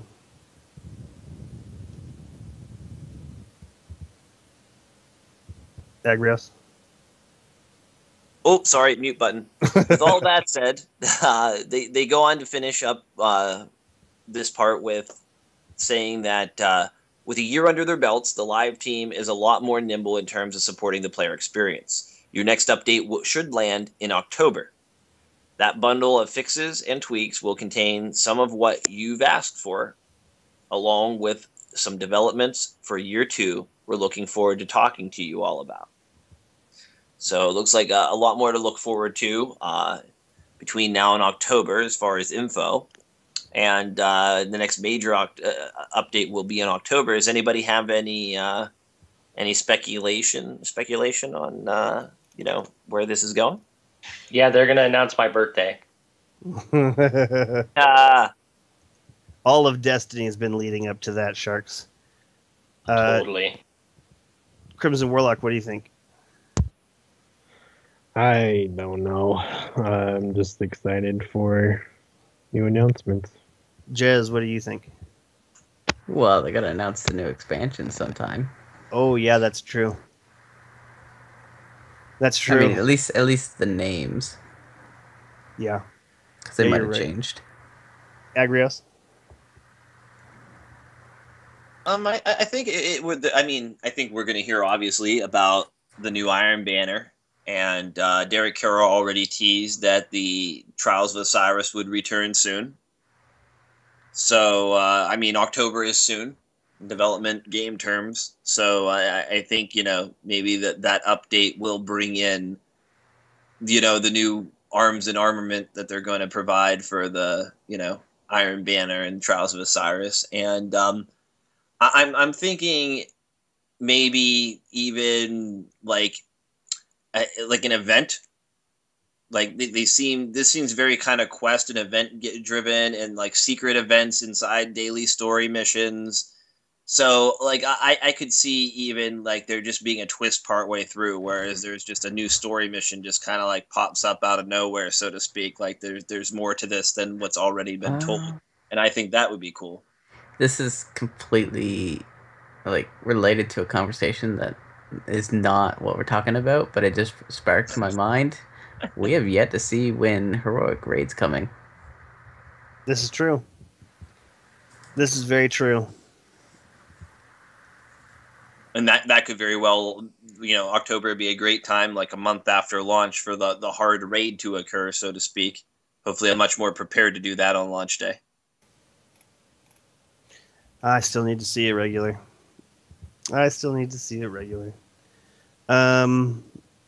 So what else do we got, Agras? Well, new to the Crucible, we have a featured activity this week, Zone Control. They bring in senior designer Andrew Weldon for some tactical analysis. He starts by saying, Control has been our most played mode in the first year of Destiny. Many players, both in the community and at Bungie, wanted a more traditional, objective-focused experience. In Zone Control, we have removed all individual player scores and score bonuses. Instead, your team receives points every 5 seconds for each zone you hold. Plus 10 for one zone, plus 20 for 2, plus 30 for 3. Now your path to victory relies far less on individual combat skills and far more on your team's ability to effectively hold territory in the zones themselves. Zone Control is the first of Bungie's weekly PvP playlists. And Weldon says, in addition to the legendary marks for completing a match in the daily, you can now earn 10 legendary marks for each of your first 3 wins in the weekly featured playlist, for a total of 30 legendary marks over the course of the week. We'll feature a different rotating mode as the weekly featured playlist each week.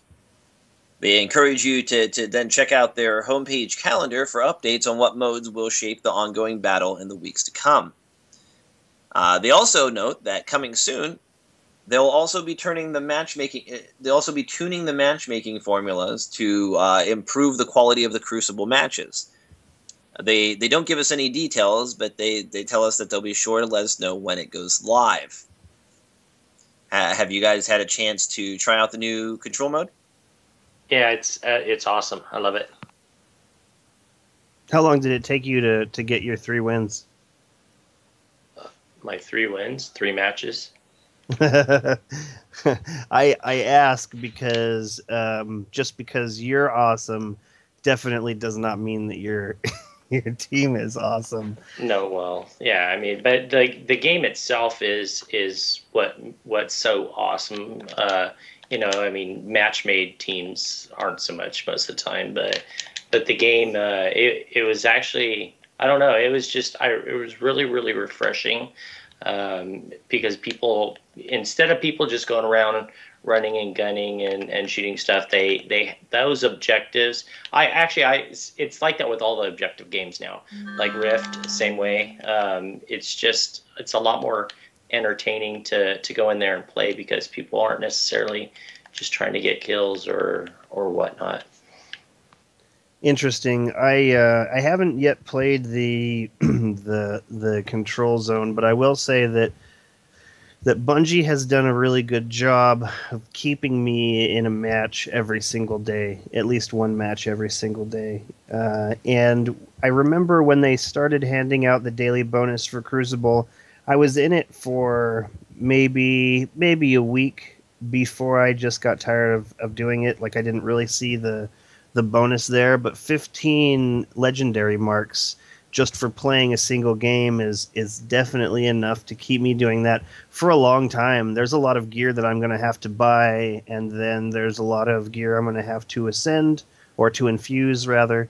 And so all of that needs marks. So I'm definitely... Yesterday was the first day that I didn't do the daily, but it had more to do with... it had more to do with just timing.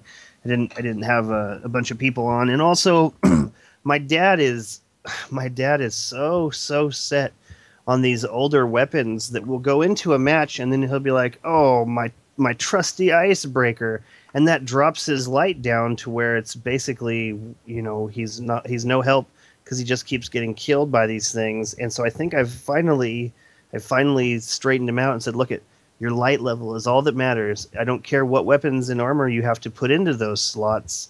Your light level is what controls how you interact with the world around you." And so finally, I just said, "Look, you just can't use your icebreaker. It's not going to help you anymore." And he's like, "Well, I don't want to use these guns." And I said, "I know. That's part of it. Part of it is just getting your light up. And then once you get to a certain light, you'll be able to mix and match what you want. You're going to get a sniper that you really like to put in there." So it's...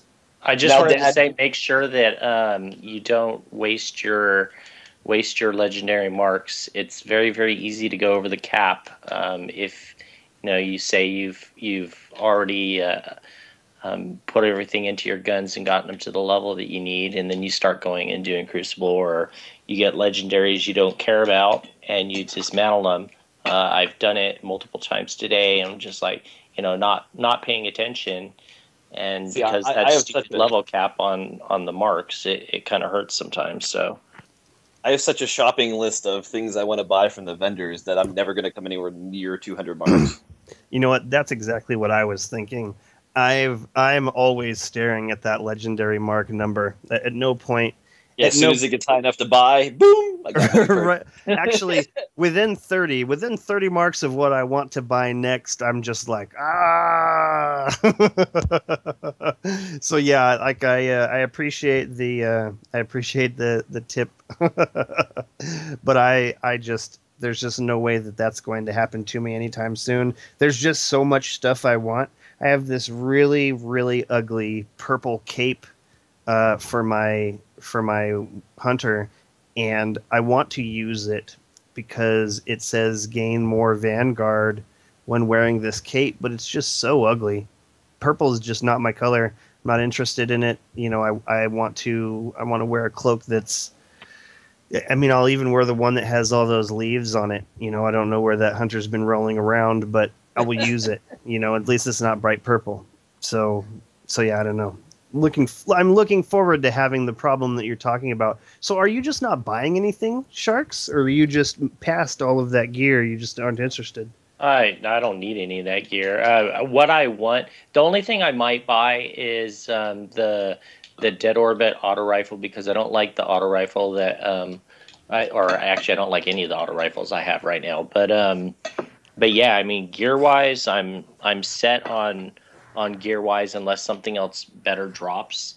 And gun wise, I haven't found anything. So nah, I didn't get as lucky with my rolls on my legendary, so that's the main reason I have legendaries eyed up at the vendors, is because they're way better rolls than anything I've found on particular guns and things that I want. Yeah, you should buy Hung Jury. Where's what is that? That's the Dead Orbit Scout. Oh yeah, no, that's another one that I'm contemplating getting. Yeah, I like the Scout. Actually, I like all the Dead Orbit stuff. Most of the Dead Orbit guns are pretty kick-ass. So, but armor, I don't need anything on it.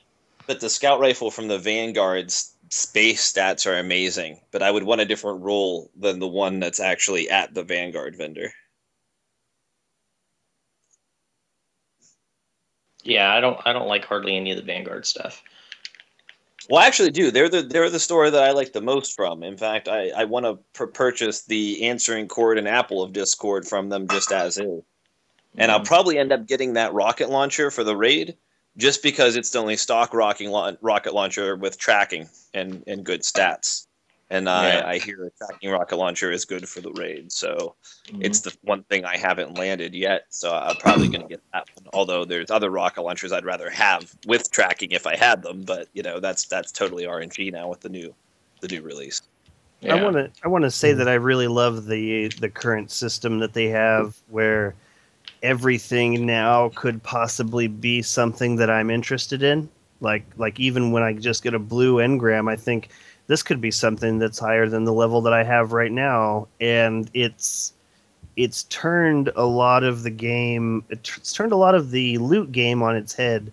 And so one of the things that I'm excited about, not only buying gear from the vendors, but just infusing gear that I have right now that I could infuse, but I can't waste those legendary marks trying to get a couple places better. I'm looking forward to the time when I just am infusing like crazy, because I think that'll be my favorite part once I get to that part of the game. That was the only thing I was doing, is I was infusing a lot, especially my armor. Well, in fact, I'm still going to do that because every single little bit helps, but Agrios came up with a trick today as far as finding higher gear. So I don't know. Yeah, you gotta kind of pick and choose what you're gonna infuse. But the problem is that most of the stuff that you're infusing, you can't go and pick something that's six numbers above and then expect to get to that, because it just doesn't work that way. Well, yeah, okay, so this is the reason why I haven't started infusing, is because I can either infuse this 287 into this 260 and then get like 270 something, or I can just use this 287. That's what I'm talking about. I can't wait until I get to the point where I have a couple of these 287s, just as an example, and then I can just keep infusing until I get up to that level. Like, this is where I am right now. It's actually better to infuse in steps as well. Like, it's better to, if you're going to infuse something up and it's a huge difference, you're actually better off to go ahead and infuse. Like, there's actually a good breakdown on Reddit right now that you can find that gives you a good example. And if you take, for instance, a gun that's at 200, and you have items to infuse, you have something that's 225 to infuse into it and something that's 277 to infuse into it. If you infuse the 277 thing, it's going to come up to bring that 200 gun up to 244. But if you infuse the 225 junk thing first, then the 277 thing, it's going to end up bringing it up like an incremental amount higher than it would have before. Yeah. So, like, it's hard to weigh. Their new systems are kind of convoluted in that it's hard to weigh how to be most efficient with your marks and what guns you're putting in. But to help, there is a infusion calculator out there right now.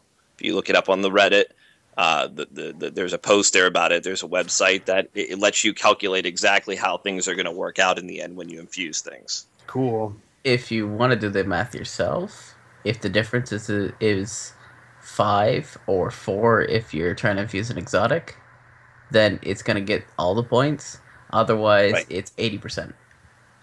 That's not always the case. That's not true, because I had a 295 primary, and I had a 290 primary that I was going to infuse, and I figured, okay, it's 5, and I only got 2 points.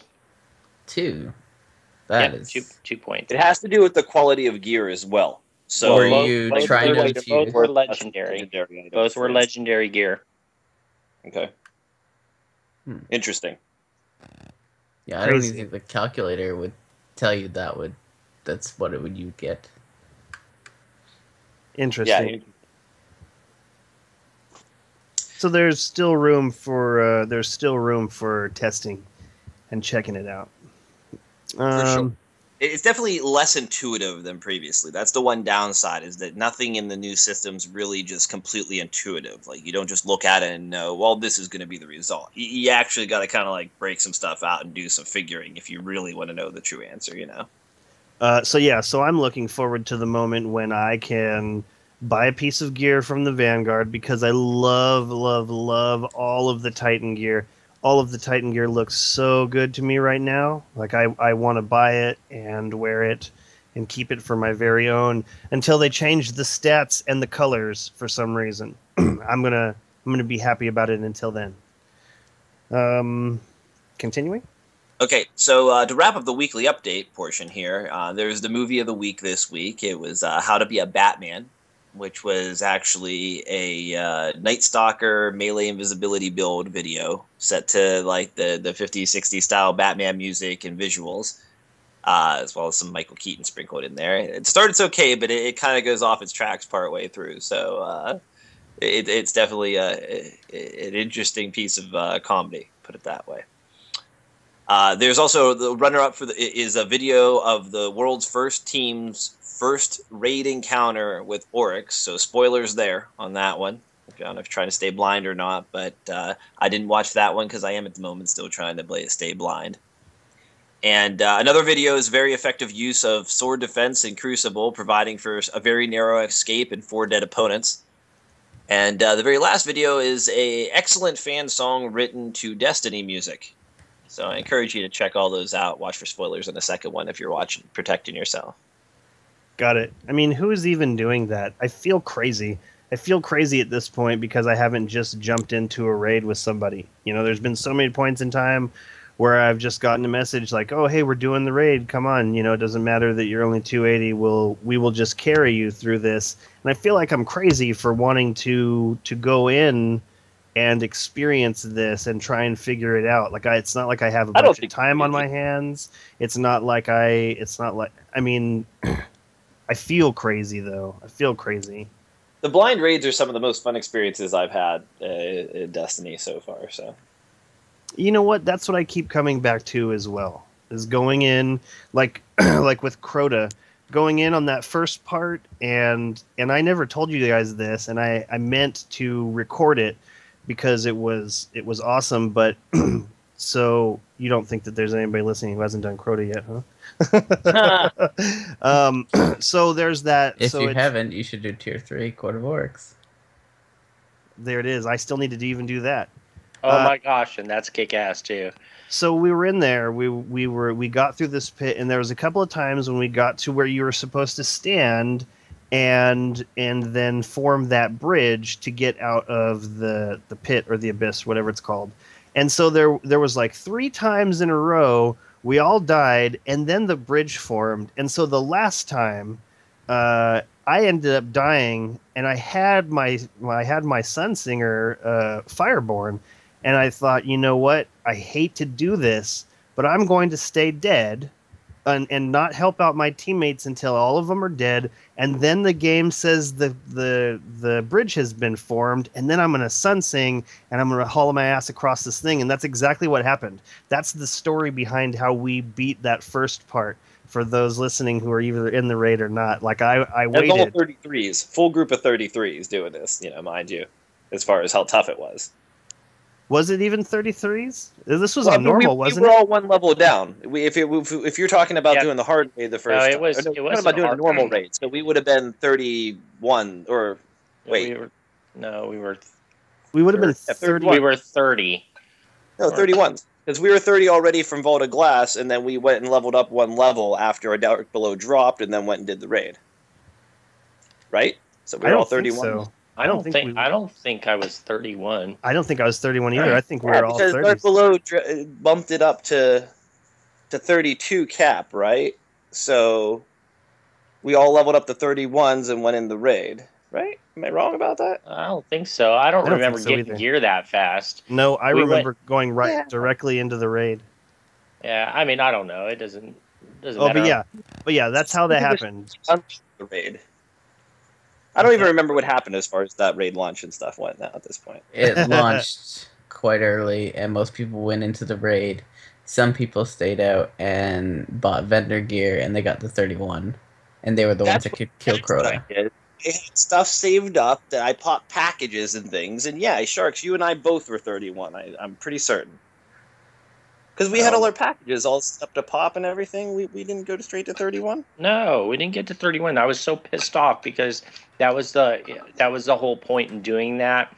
And it was all RNG based, and I didn't. With marks and things No. We went in 30, and that was part of the problem too. Right. So that's what happened. Everybody died. The bridge formed. I resurrected and I ran across the bridge. And then by the time I came back, you guys had already exhausted what you guys had thought was going to go on in this next section. And then I didn't get a chance to check it out. We had already figured it out. Somebody had gone onto the internet and figured it out. I still don't think we made it across that part, though. How far did we make it? We made it to Ur on our first Yeah, we made it to Ur. Yeah. Crazy. Moving on. So that was it for the weekly update, those movies of the week and whatnot. I encourage you to check all those out. Out in the wild, we had the Taken King getting scores from several reviewers this week. They got a 9 from IGN and a 9.5 from Game Informer. This is a huge flip over the approximate 6 rating that the original Destiny release got from most of these same reviewers. Also, Destiny the Taken King is officially the most downloaded game on day one in PlayStation history. It set a new benchmark for both total Destiny players and peak online concurrency on day one. So it's safe to say that the Destiny franchise continues to gain momentum. This is what was said at an Activision release by Eric Hirschberg, CEO of Activision. Got it. Yeah, actually talking about this, we got to be careful about a Destiny franchise. I mean, we all know that it's probably going to last a long time, but there is no 10-year plan. You guys know that, right? What do you mean? No, there's not. So they did an interview this past week. I'm gonna have to find the article. I can't remember who it was, but they were asking one of the heads of Bungie, oh, you still have this 10-year plan. Is this plan, was it always to go and fix things like this? And he laughed, and it might have been Irk. It's Irk in the Edge magazine. That's right. It was the Edge magazine. And he turned around and he goes, it's really funny. Everybody gets bits and pieces, and they're like, oh, okay, well, there's a 10-year plan with Destiny. That's not the case at all. There's a 10-year contract with Bungie and Activision. And this could, if in Destiny, the contract they outline the fact that there's 4 Destiny games and 4 major Comet expansions for each of the 4 Destiny games to take place over a 10-year period. No, and he said that that's not the case. That there is in the contract got changed what it is that they have to do so many games, not Destiny games, and that might have to do with remember a few months back, everybody was going wild because there were certain things that were being copyright. And everybody was like, "Oh, well, is that for Destiny? It's got to be for Destiny." And Bungie turned around and they said, we're a video game maker. We don't necessarily make just one game. So, I'm not trying. Blizzard keeps registering trademarks for Bungie, and Bungie keeps registering trademarks for Blizzard. So they keep doing that to throw everybody off. Yeah. So, but I'm not saying there's not a good chance that we're going to be playing this for 10 years. But if they screw up and they piss off the fans, and the fans don't go and buy the game, they might just give up and not make any more Destiny. So, I mean, at the moment they're doing a good job, because I think a lot of the changes that they have now are what we all expected when this game first launched. But I like how the game is performing now, but I extremely don't like the way they went about adapting what already existed to those changes. Oh, totally. I agree. Like, that's where the huge failing to me is that if you were going to present this, which I like to me, you shouldn't have presented the other first. Now, I understand, they're trying to fix mistakes and stuff, but the methods they chose to fix those mistakes by taking away the colors in my vanilla outfit and taking all the things that everybody worked for over the course of year one and making them just completely different weapons in some cases, like quite literally, like the Hopscotch Pilgrim is my biggest example of that, because I fortunately didn't waste a lot of time on it. I was just about to, but I didn't. But I know people who went 80 strikes just for the sake of trying to get that Hopscotch Pilgrim, and they literally converted it into the 5.55 All Fate Vanguard, Vanguard pulse rifle. Yeah, that's so. Yeah, that's just a bad way to go about things. I think my cat just thought I was calling him bad.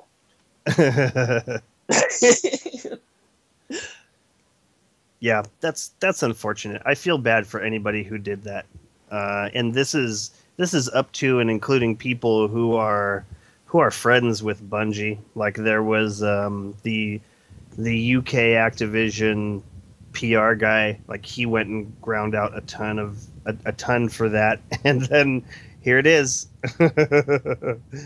Here it is. Here's your 5.55 All Fate, which for some reason my dad got like six Nightfalls in a row. Like, that was his reward, and he hates pulse rifles. And being that the attack value is what matters, the light value is what matters now for PvE. I mean, the only things that this is changing it for is standard Crucible, which has been completely overhauled. This is something interesting that I think is worth talking about. Sharks and I were talking about this earlier in the week. It's horrible. They've effectively, I mean, before standard Crucible is relatively immune to the changes in progression, which was always what they, stated what their intent was to make it level independent. I mean, that's the point of the Iron Banner and such, is to make the levels of use. Well, now, before, you capped at 20. And everything over that was your light level. They still do that, but we cap at 40, and everything over that is still our light level. It's just being reflected differently in the UI. So the way it's being reflected allows us to progress at a more steady, slower rate. So that's all great and everything. But the problem is, since our hard main level, didn't progress past 20 before, our intellect and discipline and stuff like that was capped at a 274 number. If you had managed to put 274 points into one of those categories, you had 100% of the effect that you were going to get from that category. Any more that ended up getting put into there was wasted, essentially. And no matter what level you were or what you were doing, that was always the cap. Well, now, when we started the Taken King and our level bumped up to 34, at that point you had a different total to max out your intellect and max out your strength and such. And it only took 34, because they revamped all the numbers of intellect, strength on all the pieces of armor and stuff in the game.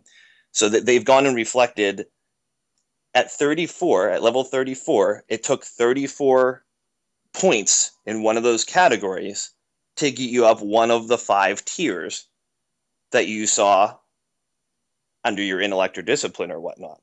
As your level increases up to 40, it takes more and more points to accomplish one of those tiers. Now, those tiers don't represent more or less time as you go up. There's still just one tier that knocks the same amount of time off of your character. So actually, as you raise your character's core level, if you didn't change your gear, you would actually reduce how much time is taken off your intellect and discipline. So in Standard Crucible now, if you don't run your highest late level armor you have, you're severely nerfing yourself in your intellect and discipline areas. Whereas that wasn't really the case before.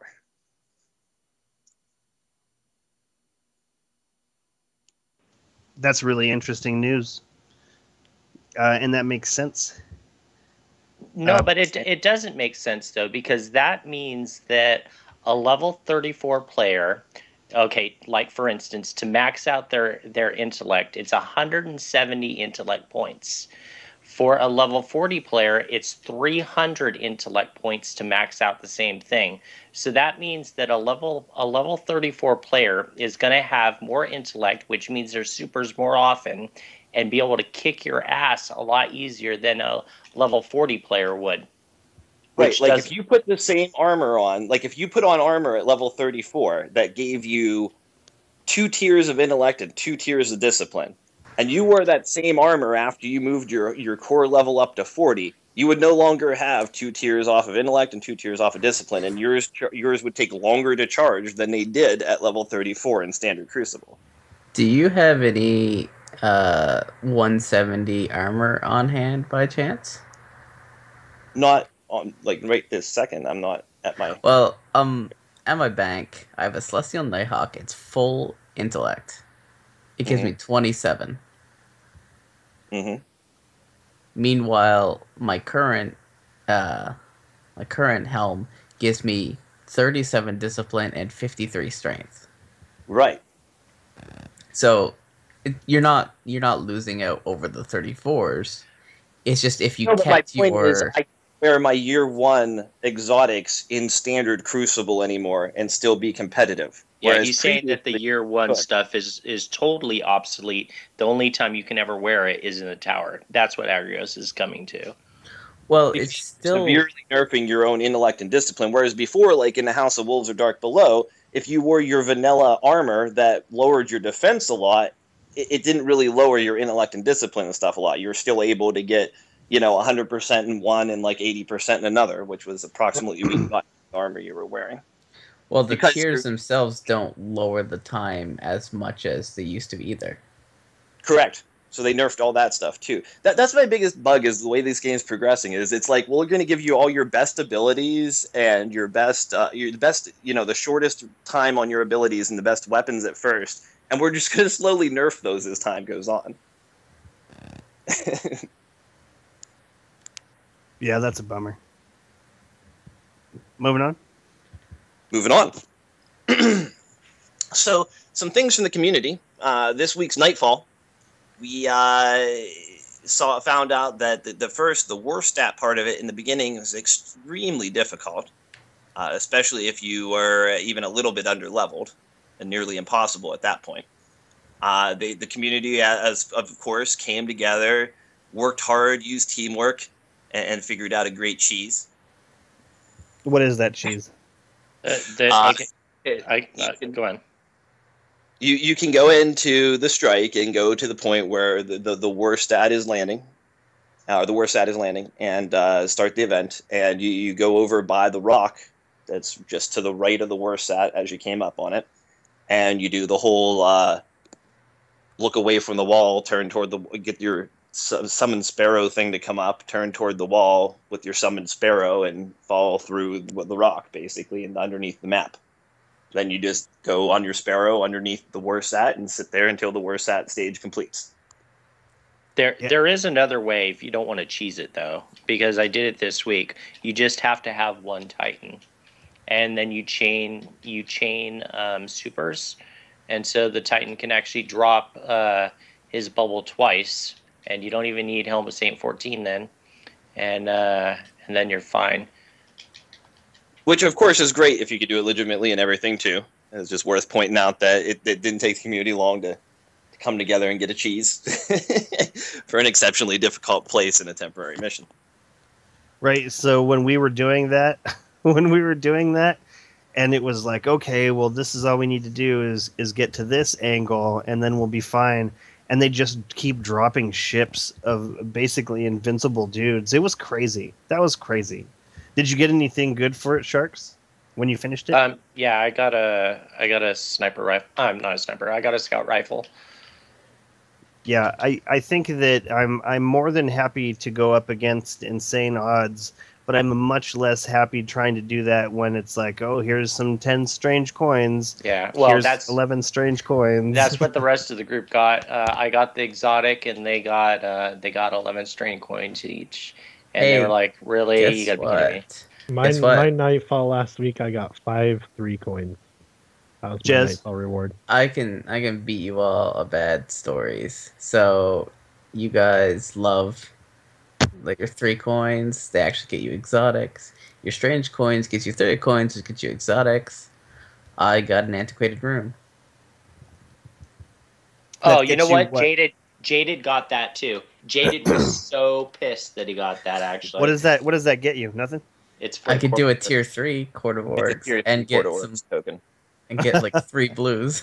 Yeah, yeah, that's no good. What else do you got, Agrios? Just a couple SGAs, a little collection of some helpful information here. Something that not many people may realize is once you hit level 300 light, there's a chance that your exotic engrams will decrypt directly to a 310 light level exotic.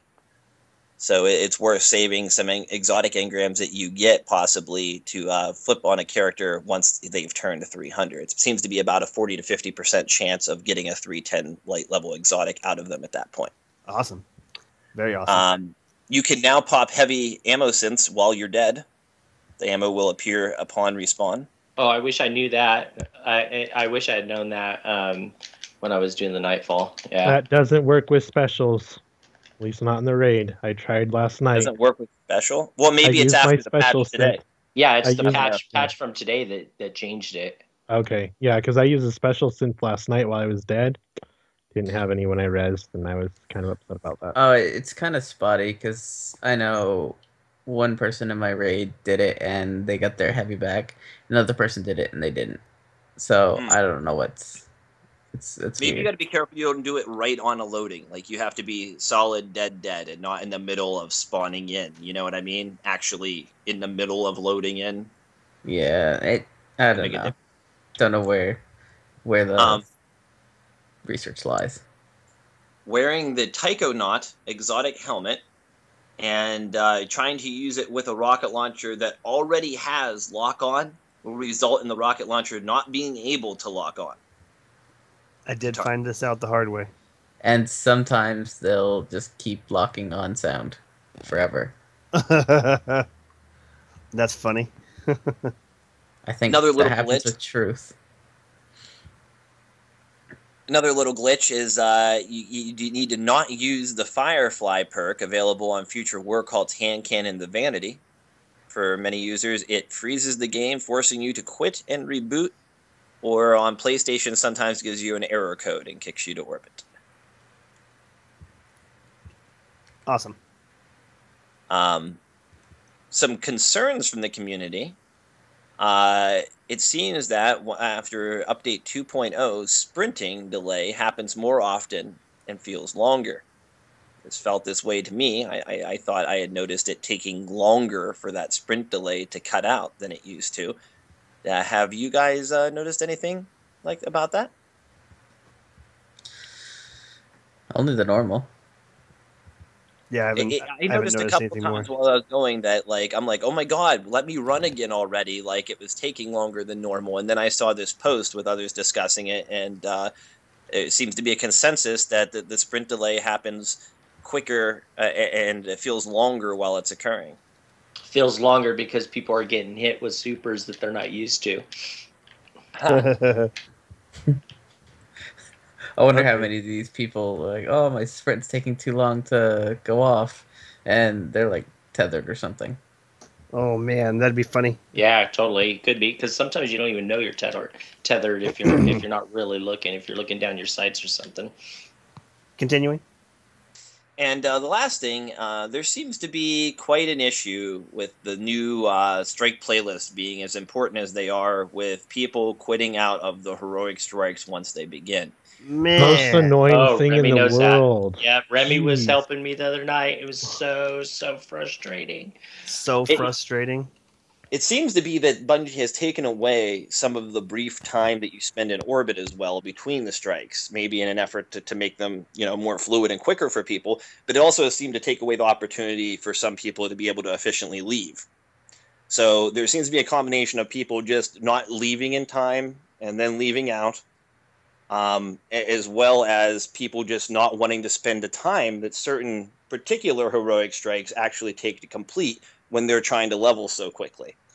As a side effect, to compound the problem, it seems that the matchmaking is not resupplying a good number of these people in the heroic strikes with a replacement to someone who's leaving, even if they're leaving in the very beginning of the strike. They're not replacing at all. It's literally some it's people not are at all. reporting like losing one in the very beginning and then getting one right before they kill the boss, and then that player gets credit. But that still seems to be, you're right, more people than not are just not getting a replacement, which forces them to quit out and start again if they're not capable of soloing it or what have you, or finding friends to come join in on them. Except for that kind of messes everything up, because it's supposed to stack up to, well, they say it's up to 5 times the rewards you get. So that's why I was like, when I was doing it, I was staying in and doing it by myself or doing it with one other person, and it takes forever that way. But you don't want to quit out. They need to fix it. Alrighty, I agree. Time's up. I was gonna say the best way to fix it would be to tell you what strike you're going into before you go in. Right? That would, because a lot of people I know are just going in and be like, "Oh, is this Cyan Flayers? No, it's not. I'm leaving." Right. That's what they need to do. They need to announce right when your timer comes up from the strike previously. They need to put right under that timer, next strike, boom, and then people can decide. They'll know before they even hit the reward screen that they want to go back to orbit. Sounds good. Sounds good. Time's up. Time's up. No more Destiny talk. Shoutouts, Sharks. My shout out is to you, Remy, because in my time of need in a strike, you dropped what you were doing and just came and helped me just so I could finish it and stop bitching over chat. Yeah, no problem. I didn't want to jump in, but you were alone, and I'm there for you. Thank you. Agrios. My shout out goes to all our awesome long-term community members and leaders, from going on and taking world first in the strike to making guides on the new complex and convoluted systems to help keep the Guardians in order, to keeping the Reddit operating smoothly and with great functionality. So shout out to everybody for making odds of the big mess. Kick ass, Jez. Shout out to my raid team. We didn't get world first, but we did. Well, obviously placed within the first 100 people that did it. I think we were like 20th or something. I don't know. Excellent. You guys kick ass. Crimson Warlock. My shout out tonight is to the Destiny Bros, which is a Facebook group I'm a part of. They were the ones who invited me in the raid last night, and it was pretty fun. It was a lot of fun to discover it, and I did get the ghost shell from the raid, and it's cool. Sweet! Yay! Man, I'm jealous. I wouldn't want that. My shout out is to whoever I'm going to be doing this raid with in the coming days. I don't know who it is. I hope it's Sharks and Agros and some other people. That's what I'd like to have happen. Who knows? Next week we will have River back, and we will be talking about those left behind, those that did not pick up the Taken King, and what it is that they still have access to, and is it worth having purchased Destiny with 1 year later? It's, so much is missing. But that wraps up episode 58. I would like to thank everyone listening for tuning in. I hope you enjoyed the show. If you have any questions or suggestions for topics to be discussed on the show, please leave them in the comments below or send them to feedback@guardian1.net, and we will see you next week. Woo!